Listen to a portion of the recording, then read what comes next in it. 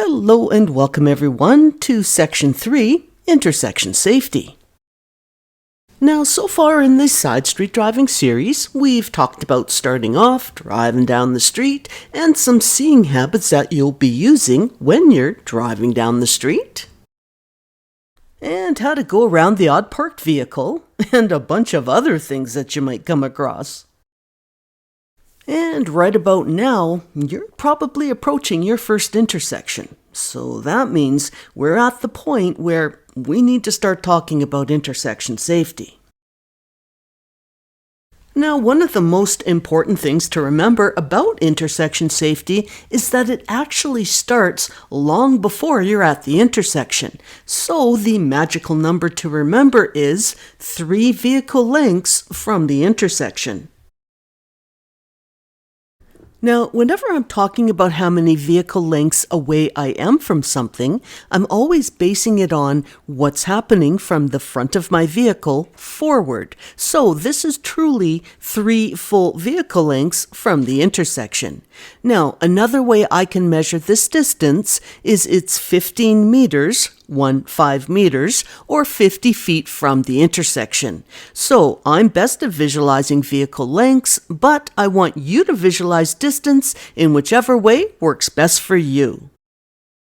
So the first seeing habit that we'll do at the intersection is called a sweeping scan. Now, we kind of touched on this skill in the seeing habits video number 2, where we were talking about the area scan. And as part of that scan, we finished up by moving our eyes from number 1 over to number 2 in a kind of sweeping motion. And that's the motion you'll be using for this scan. Now, to perform a sweeping scan of an intersection, it's the same method, but on a larger scale. So, what I'd like to do is walk you through each step just because there's a lot of detail, so I want to make sure it's nice and clear.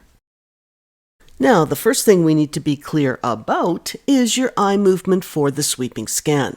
And here's a little something you can practice in the comfort of your own home. Now, you want to go somewhere where you have a long wall that's at least 15 meters or 50 feet long if possible. And you can either be inside or outside to find a wall this long. And then you can either sit or stand somewhere towards the middle of this area, and you want to be about 3 to 4.5 meters or 10 to 15 feet away from the wall. And then I want you to imagine something in the center of the wall, and it needs to be about 1.5 to 2 meters or 5 to 6 feet up from the floor. And I've provided Purple Pete here as an example. And then at the far right of the wall, you'll want to imagine another something that you'll aim for when we start the scan, like the lovely yellow Yolanda that you see here. Now, to start the scan, you'll start at Purple Pete and you'll scan over to Yellow Yolanda. And as you scan, your eyes should stay on the wall, following those gray dots that lead from Pete to Yolanda. And once you reach Yolanda, follow the gray dots back to Pete. And then repeat this, going back and forth, following those dots until it feels nice and comfortable. Okay, now let's bring red-headed Rhonda to the party. So this time, once you get to Yolanda, now you'll go back and forth following the gray line from Yolanda to Rhonda, back and forth until it feels comfortable.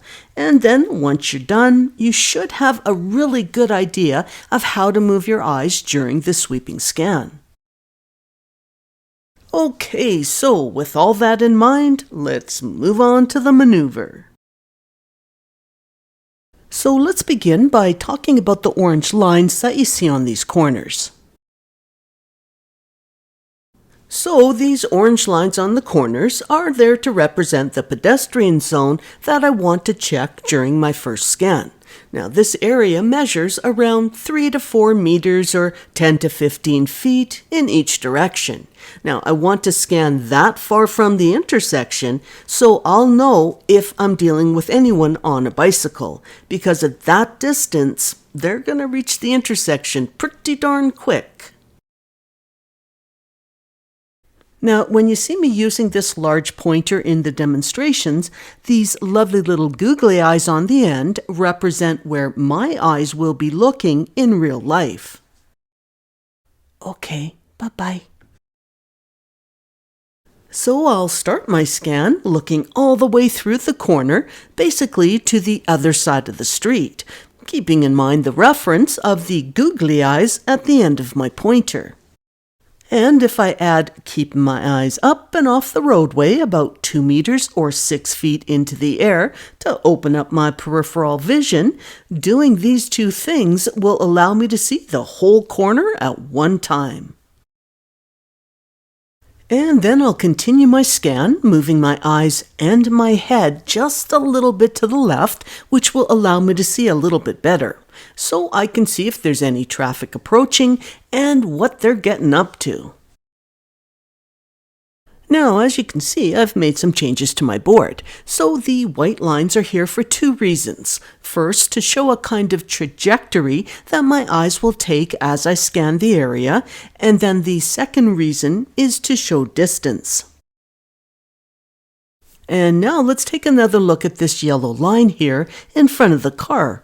If you remember, this line measures 15 meters or 50 feet from the intersection. So the ends of these lines here also equal that distance. Okay, so just keep that in mind as we go forward.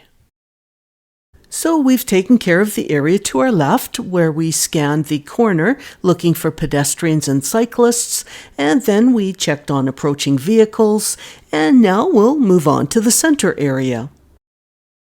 So putting it all together, as I enter into the center zone, I'll scan as far as my eyes can see to the greenhouse just to get a good view of what's happening in the area. But when it comes time to scan the corner, I'll need to bring my eyes back about halfway, which is roughly that 50-foot mark, so that I can focus better to be sure that I don't miss any of the smaller details, like animals, small children, or signage. And then my eyes will head off again towards the center of the center area to see what's happening with the traffic approaching from the opposite direction. Then to finish up the last half of the center area, my eyes will fan over to the yellow house, which opens up my vision, allowing me to get the full picture of everything that's happening in the area. And I'll finish up by scanning the last corner in the center area, where once again I'll bring my eyes back towards the 50-foot mark, just so that I can focus in a bit better as I scan for things like signage, pedestrians, and cyclists. Okay, we're almost done. So we swept our eyes through the area to our left, and we continued on scanning the whole center area, where we scanned through both corners looking for pedestrians, cyclists, and signage, and we also checked on approaching vehicles from the opposite direction. And now we'll finish up scanning the area to our right. So I'll start by checking on any vehicles approaching from my right, and just like I did when I scanned for vehicles to my left, I'll move my head just a little bit as I scan, just so I can see that much better. And at intersections, the better, the better. And then I'll scan through the last corner on my right. And then I'll finish the whole scan off with a rearview mirror scan to make sure everything is A-OK behind me. And that's it. That is your first sweeping scan of the intersection. Now, that may have felt like it took forever, but in reality, it's only going to take about 6 seconds. So you're just going to sweep through each area using the method that you practiced on your wall, going back and forth between Yolanda, Pete, and Rhonda. And then shortly after you're finished with the sweeping scan, your vehicle should have moved along far enough now that you've probably reached the distance of 2 vehicle lengths from the intersection, which is roughly 10 meters or 35 feet. And at that distance, it's now time to do the next seeing habit, which is a quick scan. Now, before I walk you through the quick scan, let's talk about these three vehicles here. They are just a visual prop as a visual reminder of what the distance of three vehicle lengths from the intersection looks like. So they won't move even when my car does, unless I want to show you a different distance. Alrighty, let's go. Okay, so there are 8 checkpoints to a quick scan of the intersection. One still starts at the corner to my left, where I'm checking to see if there's any pedestrians that may have shown up since I last checked during my sweeping scan. But I don't have to worry about signage any longer because that, of course, wouldn't have changed. So it's just 1 is pedestrians, 2 vehicles, 3 pedestrians, 4 vehicles, 5 pedestrians, 6 vehicles, 7 pedestrians, and 8, as always, ends with a rearview mirror scan. Now, when I'm doing a quick scan, instead of my eyes sweeping from one area to the next, my eyes kind of jump or dart, if you will. So now when I scan the corners, I'm still keeping my eyes up to allow me to see all of the corner at one time, but I'm making a more concentrated look at the corner itself, instead of looking through the corner as I did with the sweeping scan. And then when I move on to number 2 to scan for vehicles, once again my scan is more focused. So I'm aiming to look at the area where the last vehicle would be if there were 3 vehicles lined up at the intersection. And even though my eyes have darted from the corner to the car, by keeping my eyes up, I'm still able to see all of that area at one time. And then my eyes jump on over to the next corner, and then I'm on to the next area to see what the traffic approaching is doing, then the next corner, yada, yada, yada. Now, just to be clear, let's go back to our wall for a moment. So this time, I want you to practice jumping your eyes back and forth between our friends here. Straight up from Rhonda, instantly right over to Yolanda, instead of sweeping along the gray dots like you did before. Okay, let's get back to the scan. Now, there's going to be plenty of times when I'm going to need to add things to my quick scan. Like, for example, back when I did my sweeping scan, if I happened to see something that made me think, I need to pay attention to that, well, then I would add that to my quick scan. Here, let me show you on the board. So let's say I saw a dog that was running towards the road over here. Well, before I would even start at number 1, I'll actually check on the dog first and then move on to number 1, 2, 3, yada yada. Or maybe over here there's young kids playing near the road and not paying attention to what's happening around them. So instead of going 3, 4, 5, I'll go 3, 4, what are the kids doing? 5, 6, yada yada.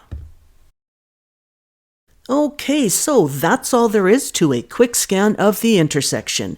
And as you can see, there was less things to do for this scan, and the next scan will be even less. So now that this scan is finished, I've moved along far enough that I'm now approaching 1 vehicle length, or 5 meters, 15 feet from the intersection. So, being this close to the intersection, I'm about to enter it in like 2 seconds, so I better know what's happening at this intersection by this point. But, I want to do one last quick little check just before I enter the intersection. Now, before I walk you through that, let me explain something first. Okay, let's say I start into the intersection and another vehicle does something wrong, like run a stop sign. Well, this is the order in which they would reach my vehicle. So the car to the left would reach me first, a left turner from the opposite direction would reach me next, and then the vehicle to my right would reach me third. Now, having said all of that, the last scan that I do at the intersection is purely for my safety and mine alone. I don't care about anyone else at this stage because I've already looked after everyone else during those last 2 scans. So now I'm only concerned about these 3 areas that are so dangerous to me. So this last scan is simply called my scan, and it's just a quick look to my left and then ahead and then to my right. So left, ahead, right, and I'll be aiming my eyes towards the 2 to 3 vehicle length in each direction. And that's it. That's the third and final seeing habit. Now, the good news is these 3 scans account for about 80% of what you need to do at the intersection. And then on the next video, we'll start working on the other 20%, where I'll introduce you to the whole crux of this driver training program, which is a fairly easy to follow safety plan that I've developed called the 3-2-1 plan. So starting in the next video, I'm going to start walking you through how you'll use this plan as you perform the most common maneuvers one makes at an intersection, just to bring it all together. And I'm going to post it this Friday as a little bonus this week for being later than I thought, getting back to things after my move. And now it's time to introduce you to the like, subscribe, notification crew for this intersection safety section of the Side Street Driving series. So let's welcome Like-a-me lots. So hopefully you'll like-a-me a lot and like-a-me often. And subtly stubbly, so do 'em proud by subtly subscribing. And Noti McNubs, so make sure you press that button so you noti miss out. Okay, so until we meet up at the next video, I will say bye for now, and please take care. And any comments are greatly appreciated. 'Cause how else will I know if I'm on the right track?